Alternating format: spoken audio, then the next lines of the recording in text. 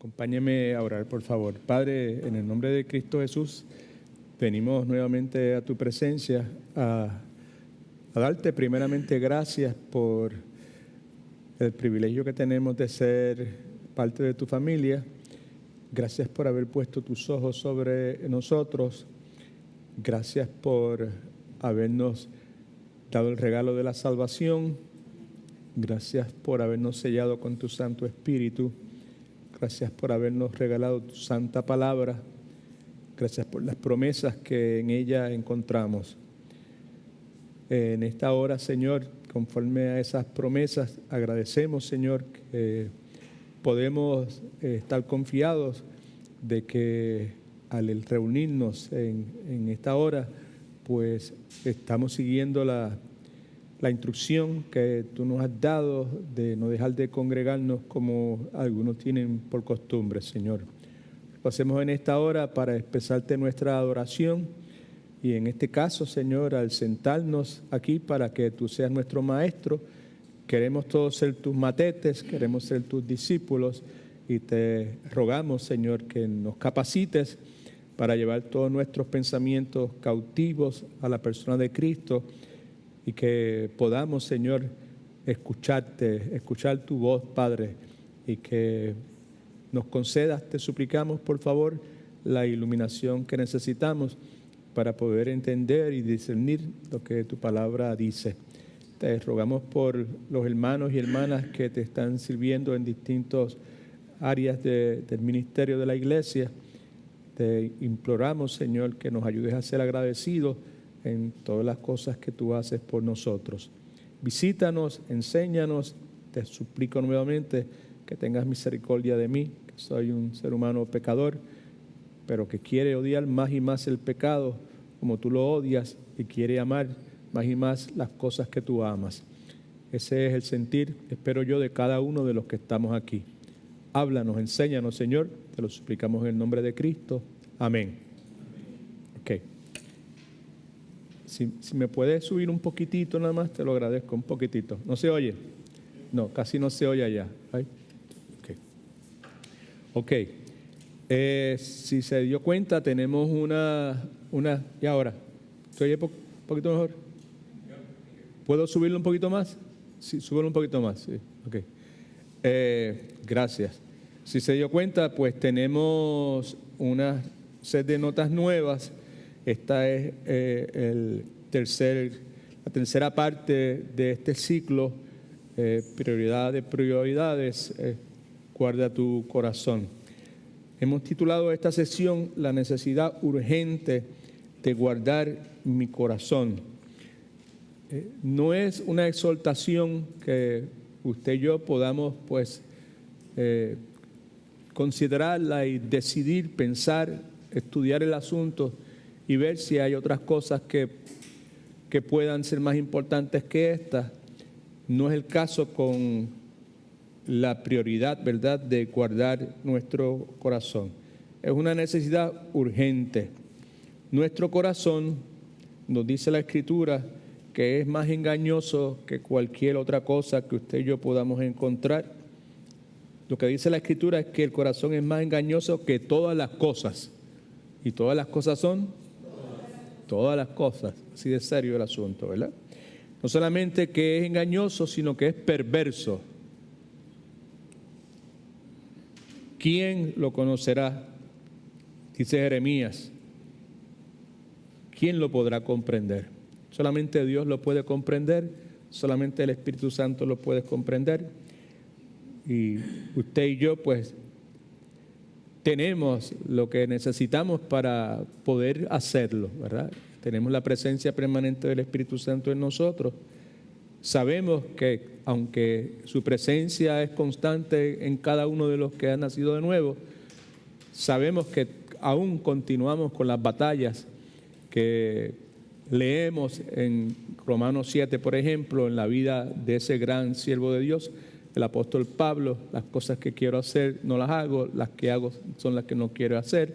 Esta batalla interna pues está ahí presente, pero nosotros, contrario a como nos sucedía antes de Cristo, pues ahora contamos con esa presencia de Dios permanente en nosotros. Y como dice Pablo también en 1 Corintios 2, nosotros tenemos la mente de Cristo. Y lo que queremos es que esa mente de Cristo en nosotros se vaya perfeccionando. Y ya la Escritura nos dice la forma en que lo podemos hacer, conforme a lo que Romanos capítulo 12 nos dice. La palabra enseña en Jeremías, debió haber dicho, capítulo 4, versículo 14, ¿verdad? Que Dios, consciente de la condición espiritual del pueblo de Israel, le da una exhortación. El pueblo de Israel está envuelto en toda clase de pecados, está envuelto en toda clase de idolatrías, se ha tornado en un pueblo idólatra, avaricioso, codicioso, han incurrido en una serie de prácticas que definitivamente son contrarias a lo que Dios le había dado ahí en la ley. Y allá en Jeremías 4:14, la exhortación de Dios no es necesariamente de que dejen de hacer esto, suspendan las idolatrías, suspendan su arrogancia, ¿verdad? Y su avaricia, sino que dice en Jeremías 4:14, la exhortación es para que ellos laven su corazón, ¿verdad? Laven su corazón, limpien su corazón, y corazón sabemos que es sinónimo de mente, de la maldad. Lava tu corazón de maldad, Jerusalén, para que puedas experimentar los beneficios de la salvación que Dios te ha regalado. E inmediatamente le añade, le pregunta, ¿hasta cuándo ustedes van a continuar haciendo esto en medio de ustedes? Que es permitiendo que en medio de ellos existan lo que en la versión de la Reina Valera del 95 se describe como pensamientos de iniquidad, que son pensamientos perversos. Y la exhortación es de que Dios quiere que nosotros, que el pueblo de Israel en ese caso, y nosotros también lavemos, limpiemos nuestro corazón, nuestra mente, ¿verdad? De toda la maldad que hay, ¿verdad? Y que en ese proceso nosotros no continuemos permitiendo que pensamientos que son contrarios a la voluntad de Dios dominen nuestra vida. Así que la sesión se titula La necesidad urgente de guardar mi corazón. ¿Por qué?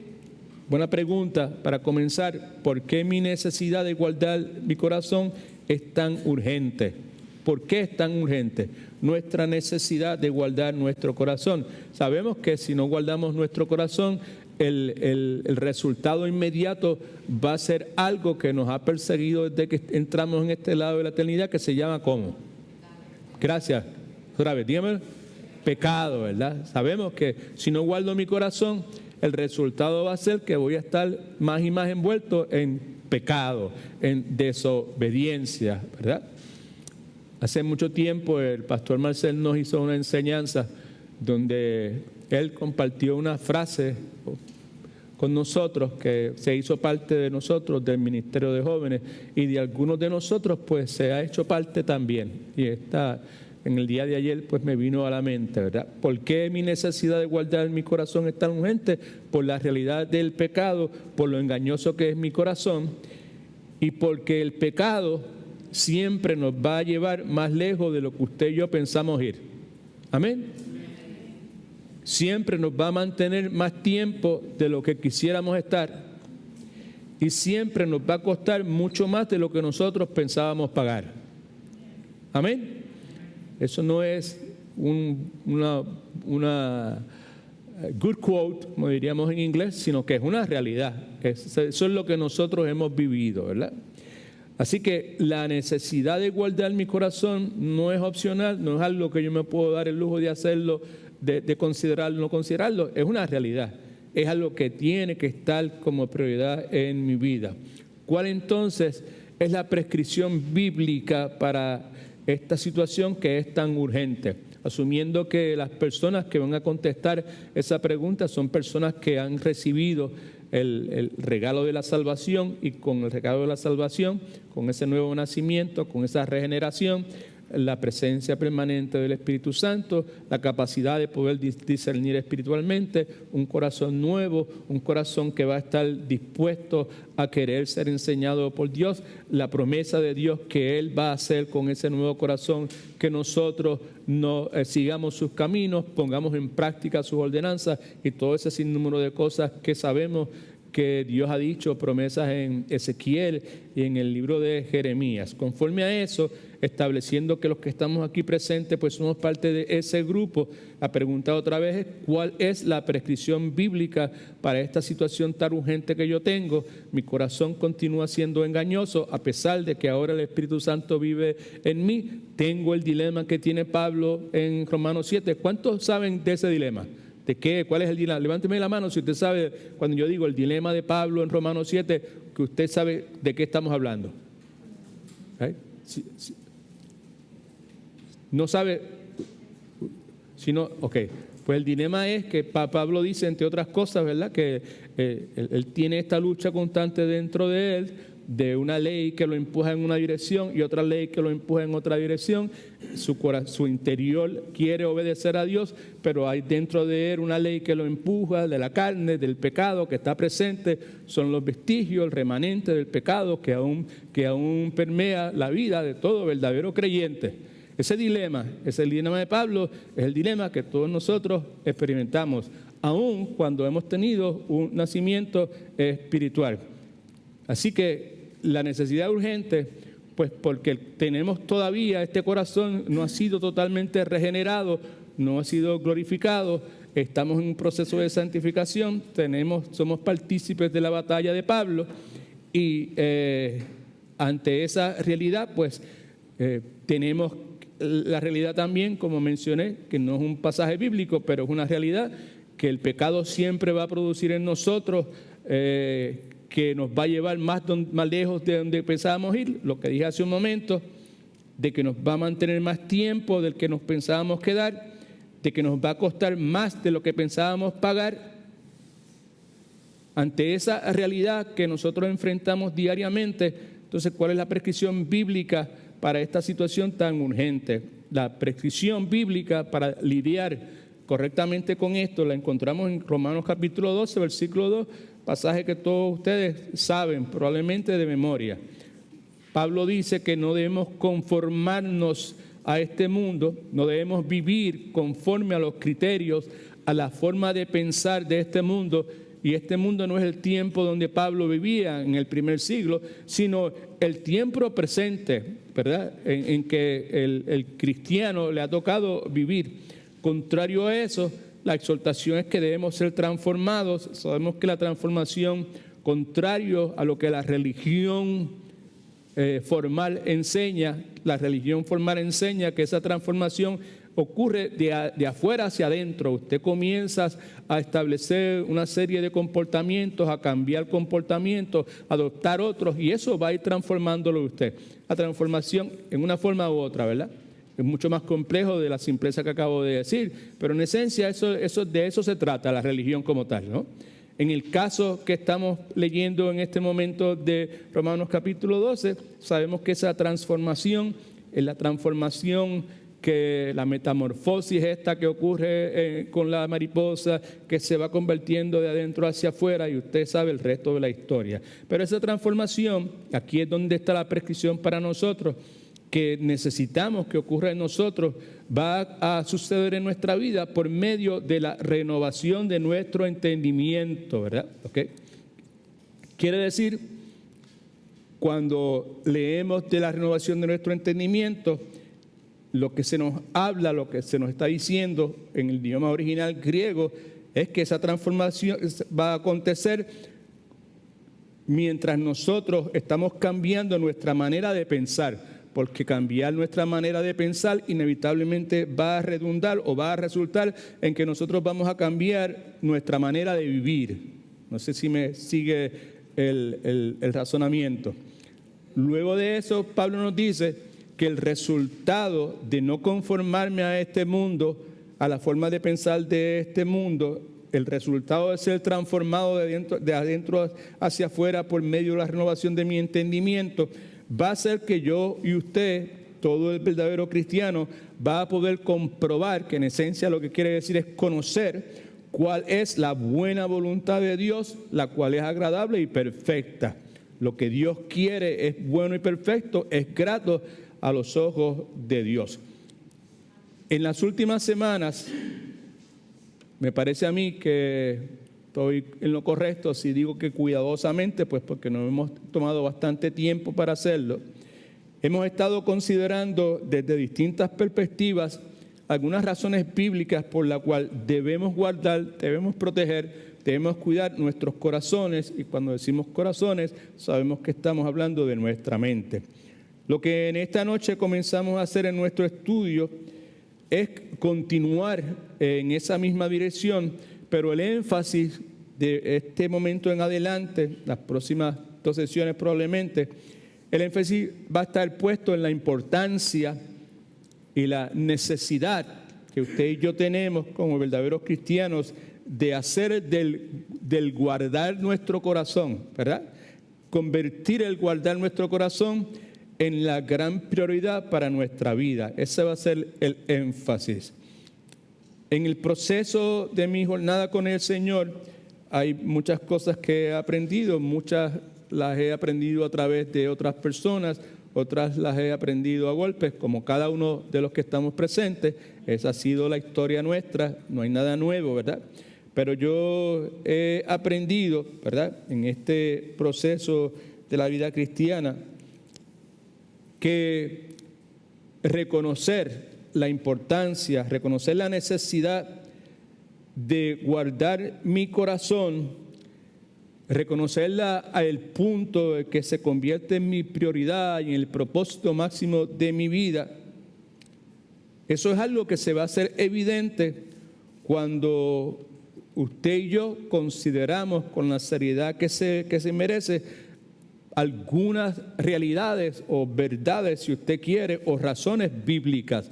Cuando usted y yo nos determinamos a considerar con seriedad algunas realidades que la palabra de Dios enseña o razones bíblicas por las cuales nosotros debemos guardar nuestro corazón, entonces es que guardar mi corazón se convierte en la prioridad de prioridades, ¿verdad? Y por esa razón vamos a comenzar en esta noche señalando algunas de esas razones que entiendo yo son urgentes por las cuales usted y yo precisamos guardar nuestro corazón, cueste lo que cueste. Me parece que así es que está expresado en la nota suya. 4 razones urgentes por las cuales preciso guardar mi corazón, cueste lo que cueste. Y la primera ya la dijimos, engañoso sobre todas las cosas en nuestro corazón, es perverso, no hay quien lo conozca, ¿verdad? Con eso es suficiente, pero en adición a eso hay otras, y estas otras pues tienen un fundamento, tienen una raíz bíblica, y por consiguiente pues tienen el poder que acompaña a la palabra de Dios para que nosotros podamos cambiar, podamos ser transformados. Así que lo primero que entiendo yo, la primera razón que queremos señalar en esta noche es que preciso, hablando en términos personales, yo preciso guardar mi corazón con urgencia porque el hacerlo tiene mucho que ver con la gloria del Dios eterno. Yo preciso, Edwin Torres Romero, el hijo de Adela, el papá de Marcel y de Rosita, el esposo de Rosa, ¿verdad? Yo preciso guardar mi corazón, protegerlo, ¿verdad? Cuidar mi corazón, mi mente, con urgencia, ¿right? Consciente de que si no lo hago, el pecado me va a llevar más lejos de lo que yo pensaba ir, me va a mantener más tiempo de lo que yo quisiera quedarme y me va a costar más de lo que yo pensaba pagar. ¿Right? Consciente de la seriedad del pecado y por consiguiente, pues yo entiendo que si yo quiero darle a Dios la gloria que Él se merece y que Él demanda de mí, porque Él me dice que todo lo que yo haga, yo lo debo hacer para la gloria de Dios, right? Okay. Y todo es que, todo, no hay nada, no hay ninguna acción, no hay ninguna decisión, no hay ningún momento que esté exento de esa cláusula. Todo lo que yo haga, lo voy a hacer para la gloria de Dios. Así que la primera razón, ¿verdad?, es que yo preciso guardar mi corazón con urgencia porque el hacerlo tiene mucho que ver con la gloria del Dios eterno. Me explico. La Biblia, la palabra de Dios, la Sagrada Escritura, como usted le quiera decir, enseña que la maldad del corazón, que está dentro del corazón de cada uno de nosotros, es algo sumamente ofensivo ante nuestro Dios. Las personas que han estudiado a través de los siglos la palabra de Dios, los eruditos bíblicos, si usted quiere, señalan dos tipos de pecado, ¿verdad? En el contexto que estoy hablando. Señalan que los pecados externos, ¿verdad?, al compararlos con los pecados internos, externo es lo que usted hace de comisión, omisión, lo que yo hago o lo que debo hacer. Pero hay un pecado interno que es el motivo, la motivación, ¿verdad?, que está dentro de cada uno de nosotros. ¿Okay? Estos eruditos bíblicos señalan que los pecados externos son pecados de gran deshonor o deshonra, si usted quiere. ¿Okay? Pero insisten en que los pecados internos, los que suceden dentro de nuestro corazón, son pecados de mayor culpabilidad, de gran culpabilidad, están por encima, es lo que proponen. Escriba esto en sus notas, por favor, porque es algo que leemos con gran firmeza, con gran intransigencia, si usted quiere, de parte de Dios, lo leemos en la Escritura. Escriba esto: Dios ha declarado su ira desde el cielo contra la maldad del corazón del hombre. Y el gran delito del mundo antiguo, mundo antiguo en referencia previo al diluvio, the flood, right? Fue la perversidad de su corazón, no del corazón de Dios, sino del corazón de la gente de ese tiempo. Así que Dios, con firmeza, de forma categórica, no negociable, intransigente, ha declarado su ira, su odio, su intolerancia desde el cielo contra la maldad del corazón del hombre. El enfoque de Dios no es en el pecado necesariamente externo, aunque es importante, como vamos a ver dentro de unos minutos. Desde el comienzo, el enfoque, la ira de Dios estaba dirigida no a lo que pasaba por fuera, sino a lo que pasa dentro del ser humano. ¿Ok? Y el gran delito del mundo antiguo, según lo dice la Escritura, fue la perversidad del corazón. En Génesis capítulo 6, versículo 5 dice lo siguiente: vio Jehová que la maldad de los hombres era mucha. En el hebreo es súper demasiado. Era demasiado. Se le fue la mano, diríamos, ¿verdad?, en la tierra. Y que todo designio de los pensamientos de su corazón solo era de continuo el mar. Siempre estaban pensando, en otras palabras, cuando dice todo designio de sus pensamientos, lo que está diciendo es, siempre se la pasan pensando en qué, en hacer lo malo y nada más que lo malo. Esa es la forma en que Dios veía la condición humana previo al diluvio en el tiempo antiguo. Es precisamente por esa razón que Dios envía lo que en la opinión de muchos son los juicios más terribles que fueron aplicados desde el principio de los tiempos, entre ellos obviamente el diluvio y sus consecuencias. Y lo que es interesante es que Dios no se declara abiertamente en contra de tal o cual pecado. Dios no se declara abiertamente en contra del asesinato. Dios no se declara abiertamente en contra de la fornicación o de la homosexualidad o de la blasfemia, aunque la humanidad también estaba contaminada, como ya dije hace un momento, con esos pecados, sino que Dios se declara abiertamente en contra de la maldad de su corazón, que es lo que vemos ahí en Génesis capítulo 6, versículo 5. Por otro lado, la palabra enseña que lo que provoca, molesta, incomoda, ¿verdad?, desafía tanto a Dios hasta el punto de entregar a Israel, que la Escritura lo define como la línea de los ojos del Señor, en otras palabras, súper especial, un corazón, un afecto, pero que estaba fuera de liga, ¿verdad? Lo que provoca tanto a Dios hasta el punto de entregar a Israel en manos de sus enemigos fue la maldad de sus corazones. Y eso es precisamente lo que sirve de trasfondo al pasaje que yo comencé leyendo al comienzo, Jeremías 4:14. Es precisamente la maldad del corazón de Israel lo que provoca que Dios se exprese, ¿verdad?, en la forma que lo hace en Jeremías capítulo 4, versículo 14, que usted tiene en sus notas, que dice: lava tu corazón ¿de qué? De maldad. Eso es lo que provoca, lo que acabo de decir en este momento. Lava tu corazón de maldad. Así que Jeremías nos está diciendo que sin duda, Dios se fija particularmente en la maldad y en la vanidad de los pensamientos del pueblo de Israel en aquel entonces, como lo hace en el día de hoy con la iglesia del Señor Jesucristo. La Escritura nos dice también que fue por el pecado generado en sus pensamientos que Dios, previo a todo esto que acabo de narrar, esto es antes de la fundación del tiempo, ¿verdad?, es precisamente por el pecado generado en su pensamiento, y le voy a decir el pensamiento de quien ya mismo, que Dios arrojó del cielo a los ángeles caídos y los mantiene, conforme a lo que dice Judas 6, en prisiones eternas hasta el día del juicio.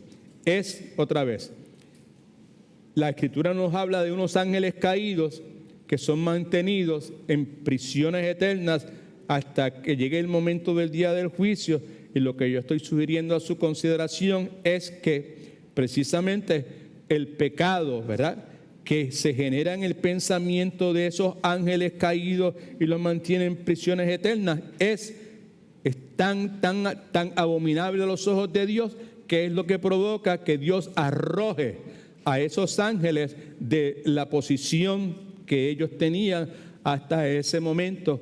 Mire entonces en sus notas Judas versículo 6, mejor dicho.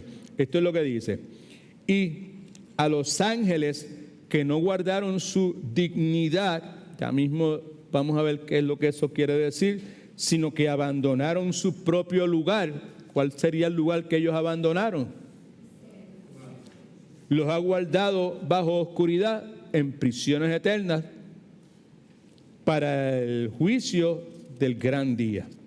Puesto de otra forma, los ángeles que hace referencia ahí son los ángeles que rechazaron y abandonaron el lugar de honor que Dios le había asignado. ¿Sabes que Dios establece un orden jerárquico? Querubines, serafines, arcángeles, sin número de cosas así, ¿verdad? Los ángeles que rechazaron y abandonaron el lugar de honor que Dios les había asignado, y ellos lo hicieron movidos por su orgullo, porque movidos por su orgullo, debió haber dicho, ellos pensaron que no era necesario someterse a la autoridad de Dios. Vea el pasaje nuevamente. Y a los ángeles que no guardaron su dignidad, sino que abandonaron su propio hogar.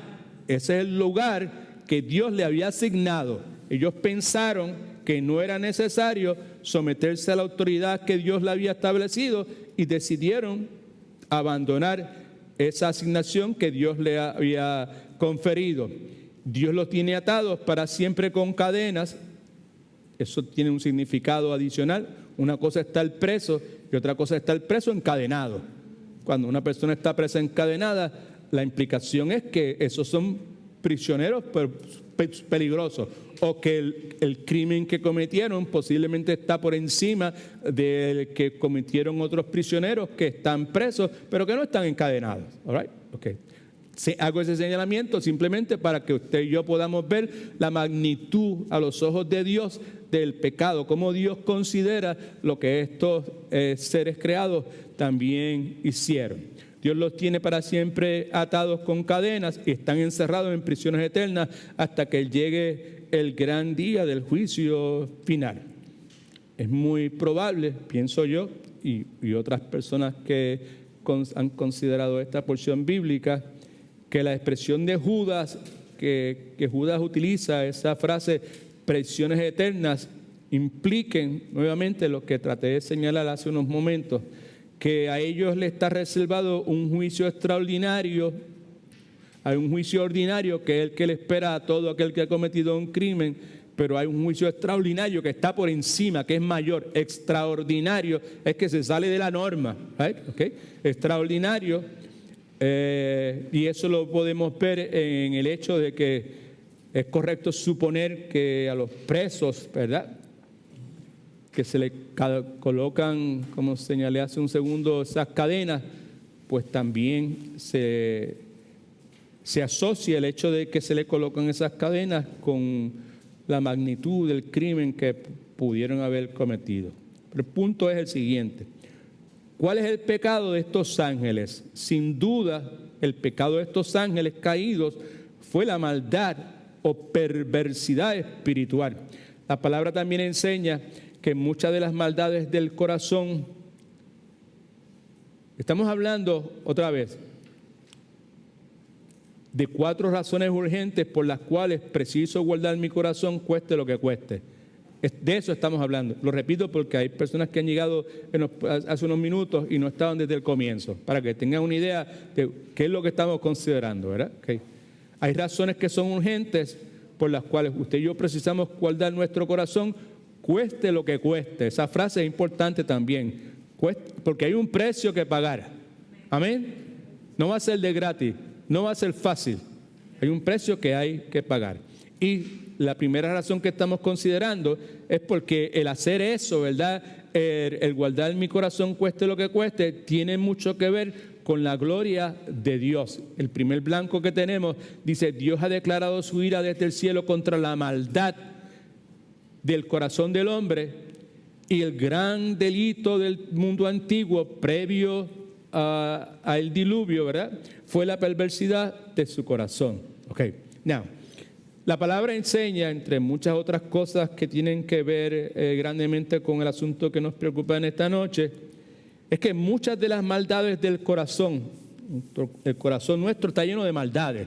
Hemos nacido de nuevo, Dios nos dio un nuevo corazón, un corazón que es capaz de ser sensible a los estímulos espirituales que provienen de Dios, que emanan de la palabra de Dios. Algo que previo a Cristo nosotros no teníamos acceso a eso, porque éramos hombres naturales, mujeres naturales, y las cosas de Dios eran una tontería, eran locura para nosotros, y aunque nosotros hubiésemos querido entenderlas, no podíamos, porque las mismas precisan ser procesadas espiritualmente. All right? Usted y yo, pues, ahora, pues, tenemos un corazón nuevo, pero a pesar de eso, perdone que vuelva a repetir lo mismo, pero es que hay personas que han llegado hace unos momentos y no van a poder procesar correctamente lo que estamos hablando, lo que voy a decir en los próximos segundos, ¿verdad? Tenemos este nuevo nacimiento, pero padecemos de la misma condición de Pablo, que Pablo expresa en Romanos capítulo 7, lo que quiero hacer no hago, lo que hago es lo que no quiero hacer, ¿quién me librará de este cuerpo de pecado? Gracias le doy a Dios por mi Señor Jesucristo, y todo ese sinnúmero de cosas que usted y yo sabemos. ¿Okay? Habiendo establecido eso, pues repetimos lo que dije hace un momento. La palabra también enseña que muchas de las maldades del corazón del ser humano son tan ofensivas para Dios que Dios rechaza con gran indignación, preste atención que es importante, las buenas obras que algunos hombres realizan. Otra vez, muchas de las maldades del corazón que pueden estar presentes en el corazón de cada uno de nosotros, empezando por mí, ¿okay?, son tan ofensivas para Dios que Dios las rechaza con gran indignación. No puedo mirar, no puedo ni oler, no la soporto. Dios rechaza con gran indignación las buenas obras que algunos hombres y mujeres pueden realizar. En otras palabras, usted y yo podemos realizar obras extraordinarias, no solamente a los ojos de los hombres, sino a los ojos de Dios. Y aún así, ¿verdad?, las maldades que hay dentro de nuestro corazón son de tal magnitud que crean una indignación enorme a Dios. Y Dios reacciona a esas a esa maldad de nuestro corazón en una forma muy, pero que muy significativa. El pasaje que tenemos delante de nosotros, este pasaje ha estado con nosotros, si usted tuviese todas las notas suyas, ¿verdad?, de handout que le damos, si usted lo tuviera y usted si fuera a chequear, usted se da cuenta que esta porción bíblica, Isaías 66:3, ha estado presente en casi todos, desde que comenzamos el desperdicio de la mente, por lo menos yo diría que en casi todos los handouts que ha estado esa porción bíblica presente. Y no sé si usted ha podido percatarse, ¿verdad? Ha podido captar cuál es la esencia de esa porción bíblica, por qué esa porción bíblica está ahí. Y está ahí por lo que acabo de decir. ¿Qué es lo que acabo de decir? Que muchas de las maldades del corazón del hombre no es un criminal, no es Hitler, no es de los políticos corruptos estos que hay en todos los países, incluyendo el país donde usted y yo vivimos, ¿verdad? ¿Sabe? No se trata de eso. Las maldades del corazón están presentes en todos los seres humanos, inclusive en los que caminan más rectamente con Dios.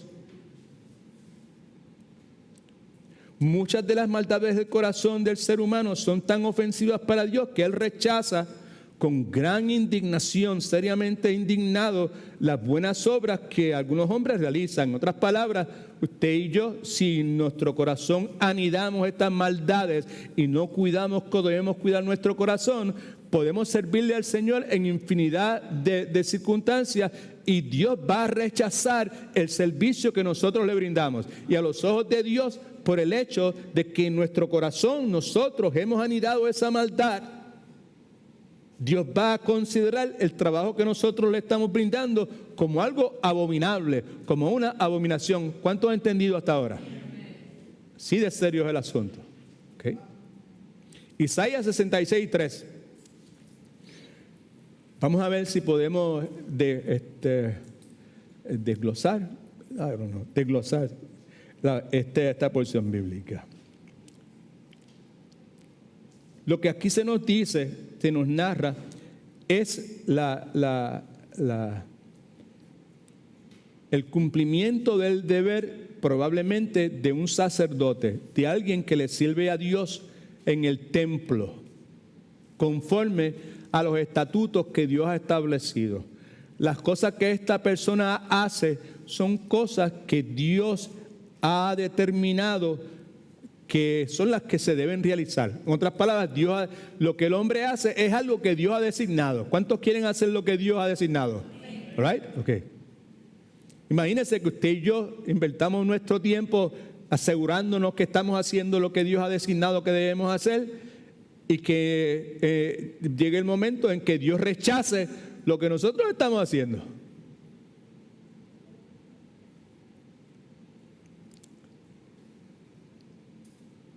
Aquí se nos habla de un hombre que sacrifica buey. Eso es parte de lo que Dios ha designado que podría hacerse y que debía hacerse en el culto, la adoración, los sacrificios que se van a realizar en el tiempo en que esto se está desarrollando, en tiempos del Antiguo Testamento, conforme a la ley y todo lo que se había establecido, particularmente en el libro de Levítico, conforme a cómo se iba a conducir, ¿verdad?, esa adoración en el templo. Una de las cosas que se establece es que es correcto sacrificar bueyes, ¿right? Es correcto sacrificar ovejas. Es correcto hacer ofrendas, distintos tipos de ofrendas. Es correcto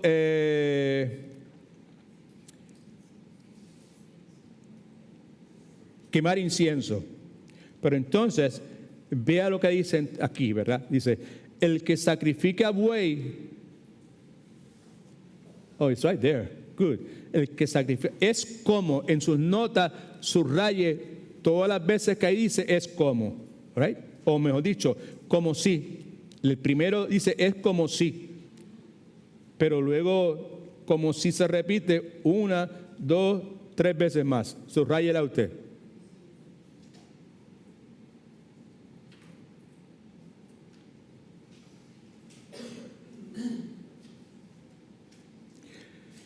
La persona que siguiendo el diseño de Dios para la adoración en el templo en ese momento, ¿verdad?, que sacrifica buey, es como si el estar sacrificando ese buey a los ojos de Dios es como si estuviera matando a un hombre. ¿Qué dice Dios en el Decálogo, verdad?, con relación a quitarle la vida a un ser humano? ¿Es algo aceptable o no? Es un pecado capital, diríamos, ¿verdad? ¿Sabes que no? O sea, la persona que está cumpliendo con el designio, con el diseño de Dios en cuanto al sacrificio de este buey, por alguna razón que lo dice al final, a los ojos de Dios, es como si matara a un hombre. Y luego dice, hablando de esta misma o de esta otra persona, el que sacrifica oveja, que es parte nuevamente de la prescripción bíblica en cuanto a cómo debía conducirse la adoración, sacrificio en el templo. El que sacrifica oveja es como si degollara a un perro, que es abominación a Dios, inaceptable a Dios. El que ofrece ofrenda, que obviamente incluye diezmo y distintos tipos de ofrendas, ¿verdad?, es como si ofreciera sangre de ¿qué? Que es algo que es ¿qué? ¿Cómo? Abominable a los ojos de Dios, impuro totalmente.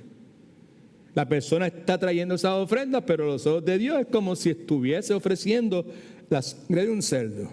El que quema incienso es como si estuviese violando el primer mandamiento de no te harás imágenes o te postrarás imágenes delante de ti y todas esas cosas, porque es como si estuviera bendiciendo a un ídolo, right?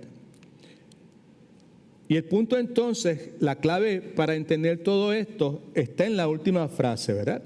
Pues porque escogieron sus propios caminos y su alma amó sus abominaciones. La razón por la cual, ¿verdad?, esto es de esta forma, es porque los que hacen lo que hacen es de una forma que a los ojos de Dios el sacrificio del buey es como si matara a un hombre. Lo que hacen es de una forma que es abominación a Dios, porque ellos escogen sus propios caminos y su alma amó sus abominaciones. Ahora, présteme atención, por favor. Difícilmente me parece a mí que podrían haber palabras que pudiesen expresar con mayor claridad lo mucho que Dios odia las acciones de un ser humano, que las expresiones que leemos aquí de parte de este Dios santo, santo, santo, en Isaías 66:3, ¿verdad? ¿Por qué para Dios el que sacrifica buey es como si matara a un hombre? El que sacrifica oveja es como si degollara a un perro. El que hace ofrenda como si ofreciera sangre de cerdo. Y el que quema incienso como si bendijera a un ídolo, ¿verdad? Es porque cuando están haciendo lo que están haciendo, lo están haciendo en una forma que sugiere que estas personas están escogiendo lo que ellos entienden que es mejor para ellos, están poniendo la voluntad de Dios al lado, ¿verdad? Y su alma, entienda alma, mente, emociones, voluntad, ¿verdad?, ama sus abominaciones, ¿ok? Now, podemos decir que el asesinato, la idolatría, no son peores a los ojos de Dios, ¿verdad?, que los sacrificios de estas personas, a pesar de que en esencia fue Dios quien los había destinado. ¿Qué es entonces lo que hace tan detestable, tan indigno, tan vil los sacrificios de estas personas? Lo que hace detestable lo que estas personas hicieron, que es conforme al diseño y designio de Dios, es que su alma, a pesar de que hicieron lo que es correcto a los ojos de Dios, su alma, como dice la Escritura, ¿qué pasó? Se deleitó en sus abominaciones. That's the point. Está hablando de la maldad del corazón que hay dentro de nosotros. Está hablando de la posibilidad que nosotros podamos hacer cosas, servir de alguna forma, y aun cuando lo que estamos haciendo es conforme a lo que Dios ha designado, lo que nosotros estamos haciendo que Dios ha designado puede ser rechazado abiertamente por Dios, porque si lo estamos haciendo y al mismo tiempo nos estamos deleitando en nuestras abominaciones, pues la cosa pues no es agradable a Dios. La maldad de los pecados del corazón es tan despreciable, ¿verdad?, que muchas veces las Escrituras insinúan, no lo dice directamente, pero se puede inferir, ¿verdad?, que es difícil obtener perdón por ellos.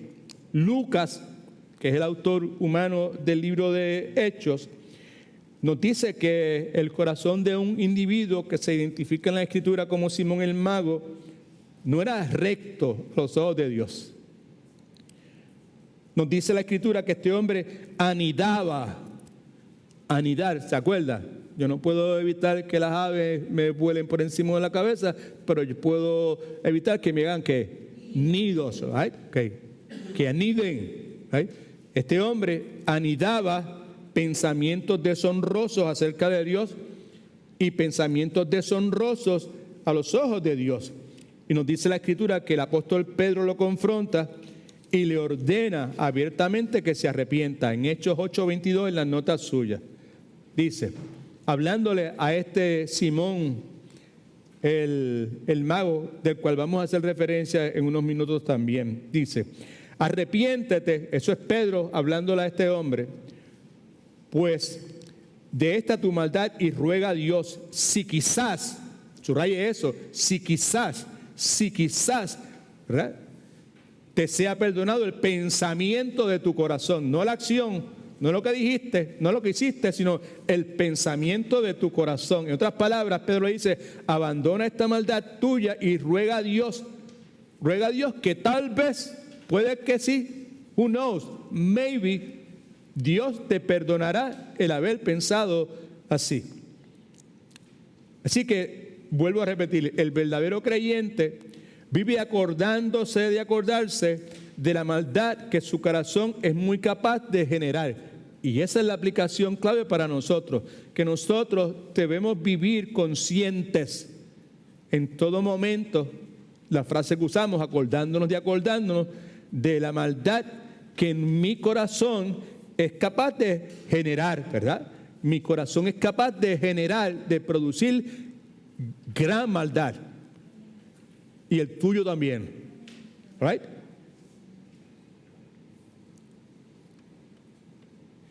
El verdadero creyente está claro en cuanto a eso. En mi pueblo dirían, el verdadero creyente sabe de la pata que cojea. El verdadero creyente está consciente de lo que Pablo está consciente. Y vive acordándose de la maldad que su corazón es capaz de generar, y lo hace porque esa maldad que mi corazón es capaz de generar ofenden y le provocan indignación en el Dios que me salvó. Right? So, es precisamente por esa razón que todo verdadero cristiano se esfuerza por cuidar, guardar y proteger su corazón y su mente, y lo hace con diligencia y con esmero. Por eso es que el guardar mi corazón es la prioridad de prioridades del verdadero creyente. Segundo, yo sé que me quedan 45 segundos o algo así, ¿verdad? Pero ni modo, ok, let me just give you that. La otra razón es que preciso guardar mi corazón por lo siguiente, porque la sinceridad de mi profesión de fe depende del cuidado que yo ejerzo en guardar mi corazón. Eso quizás uno ring a bell to you, no tenga mucho sentido en este momento, pero hopefully probablemente yo pueda hacer una clarificación de la verdad que estoy enfatizando. La sinceridad de mi profesión de fe depende, ¿verdad?, mucho del cuidado que yo ejerzo en guardar mi corazón. La palabra enseña que una persona que descuida el estado de su corazón, que no le importa, que no lo protege, es muy probable que sea un hipócrita en cuanto a lo que profesa creer, ¿verdad? Y no importa cuán excelente pueda ser el servicio o las obras de esa persona. Repito, la palabra enseña que una persona que descuida, que no le importa, que no tiene prioridad por cuidar, no lo que hace por fuera, sino lo que está dentro de sí mismo, ¿verdad? No descuida el estado de su corazón, es muy probable que sea un hipócrita en cuanto a lo que profesa creer, sin tomar en consideración o sin que pueda mediar la excelencia del servicio que la persona pueda tener. ¿Okay? Segunda de Reyes presenta un ejemplo asombroso e impactante en la historia de Jehú. Vamos a leer esa historia, vamos a hacer un par de comentarios y obviamente vamos a parar aquí. Segunda de Reyes, capítulo 10, versículo del 30 al 31, en la segunda página en las notas suyas. Esto es lo que dice. Y Jehová dijo a Jehú: por cuanto has obrado bien haciendo lo recto, ¿verdad? Has hecho lo que yo he prescrito que debías hacer. Has hecho lo que yo esperaba que hicieras. Lo que has hecho es agradable a mis ojos. Por cuanto has obrado bien haciendo lo recto delante de mis ojos, e hiciste a la casa de Acab, ¿se acuerda de Acab? El amigo íntimo de Elías, ¿verdad? Hiciste, hablando sarcásticamente, hiciste a la casa de Acab conforme a todo lo que estaba, ¿dónde? En el corazón de Dios. ¿Ay? Tus hijos se sentarán sobre el trono de Israel hasta la cuarta generación. Versículo 31. Pero Jehú, ¿qué hizo? No se cuidó de andar en la ley de Jehová. Está hablando, no cuidó su corazón. Dios de Israel no se cuidó de andar en la ley de Jehová, Dios de Israel. ¿Con qué? Con todo su corazón. Subraya que es importante. ¿Right? Ni se apartó, no solamente hizo eso, las dos cosas van cogidas de la mano, ni se apartó de los pecados de Jeroboam, había hecho pecar a Israel.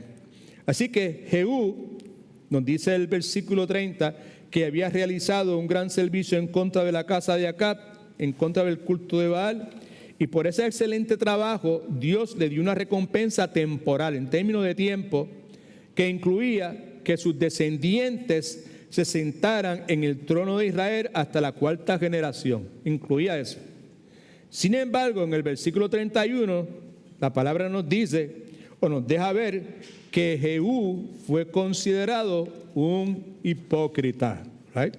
En otras palabras, aunque en el versículo 30 leemos que Dios aprueba y recompensa la obra que Jehú hace, sin embargo, Dios aborrece y rechaza a la persona que hizo lo que hizo, porque lo hizo con hipocresía. ¿Dónde radica la hipocresía de Jehú? Jehú no se cuidó de andar en los caminos del Señor de todo corazón. Hizo lo correcto conforme a los designios del corazón de Dios, pero no se cuidó, que es el énfasis que estamos haciendo, la necesidad de guardar nuestro corazón. De eso que estamos hablando, y de forma urgente. ¿Cuántos me están entendiendo? ¿Verdad? Simplemente estamos utilizando estos ejemplos bíblicos, ¿verdad? Para clarificar eso. ¿Okay? Jehú, todo lo que hizo, por no cuidar su corazón como debió haberlo hecho, lo hizo falsamente y por motivos egoístas. ¿Okay?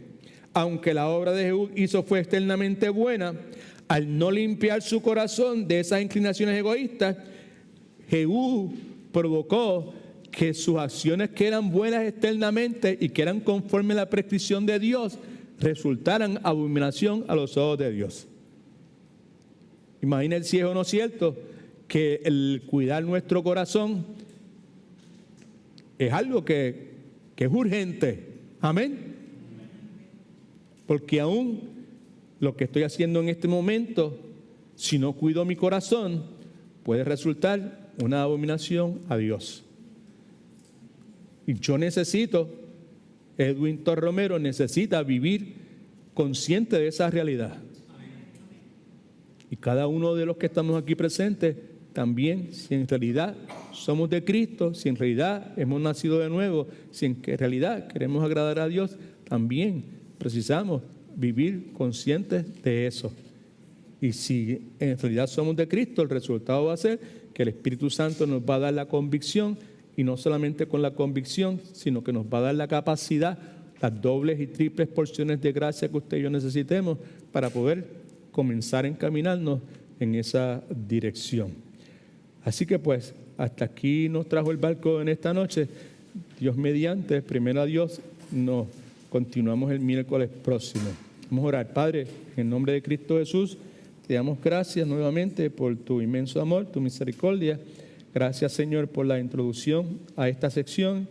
Te imploro, Padre, que pues si en alguna forma, como es muy probable, la comunicación mía no ha sido muy clara, que tú disipes cualquier duda y confusión que pueda haber en la mente de los que aquí están presentes o los que están mirando por las redes sociales, Señor, y que pues tú le aclares, Señor, lo que tengas que aclararle.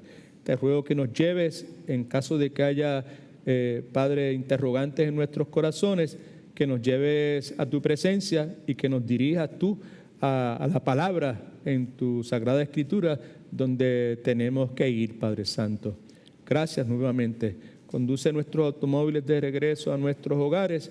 Permite que nuestro corazón y nuestros pensamientos estén en armonía contigo, Señor. Que haya pensamientos de paz, de armonía, Señor, dominio propio, pensamientos que sean cónsonos contigo. Gracias, Cristo Jesús, por ocupar nuestro lugar en la cruz del Calvario. Gracias por amarnos tanto. En el nombre de Jesús oramos. Amén.